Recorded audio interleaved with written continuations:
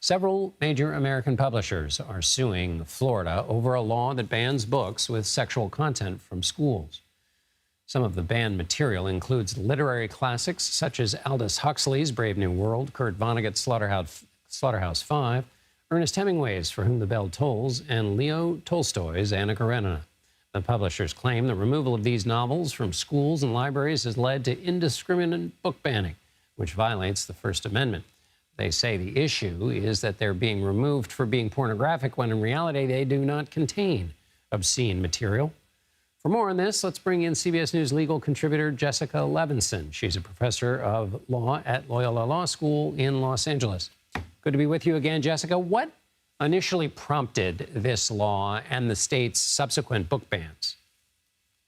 Well, there are a number of different laws in conservative states where conservative activists and lawmakers have tried to put school libraries on essentially tighter leashes. And the objection by some parents and advocates is that their kids are being shown too many books with sexual content and, in fact, pornographic content. One of the books I believe that Governor DeSantis mentioned was a book based on a true life story of two male penguins who were raising a baby penguin in a zoo. And the idea behind the book, in part, was about having two same-sex parents. But this is not just Florida. There are other states as well, and they're all working together to create greater restrictions on the books that can be shown in school libraries. And the DeSantis administration said that these laws are aimed, as you say, at removing books about gender and other issues related to what they call pornographic acts involving teens and adults. But a lot of these books, that just isn't in the books. So are they making an argument here, or are they just using this to take off books that they just don't like?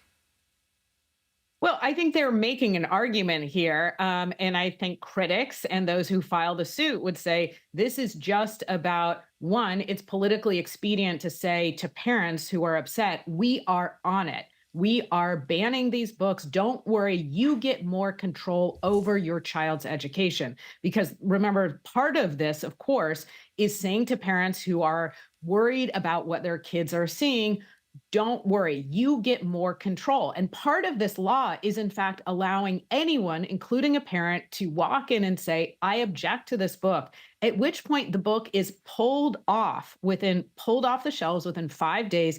And there's really an indeterminate amount of time that school officials can say, is there sexual content in this book, or should it be put back on the shelves?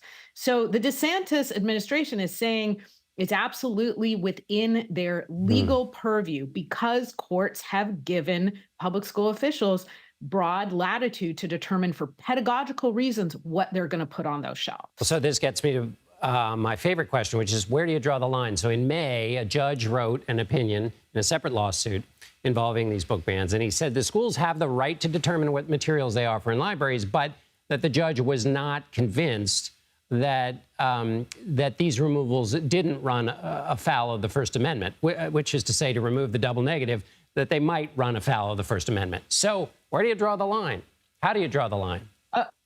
I love that you love this question because it's such a complicated question. So the answer is, and this is my most favorite answer, it depends. It depends on the specifics of the particular law. So in Florida's case, the suit is not actually saying overturn the entire law, and it's not saying put those books back. What it's saying is a bit more specific. It says that with respect to the two provisions dealing with sexual content and pornography, that those are vague and overbroad, and therefore they run afoul of the First Amendment because, to your question, we don't know where to draw the line. And this is one of the biggest issues in the First Amendment. Where do you draw the line between the things that we can restrict?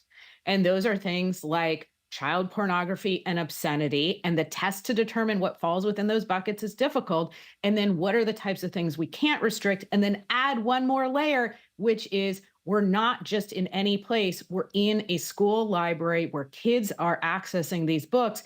And now you have a line drawing Venn diagram that perhaps our nation's highest court will have to sort out.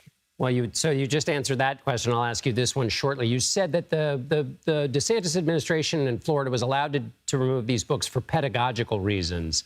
What's the argument there? What does it have to do with the teaching in school that makes removing these books okay?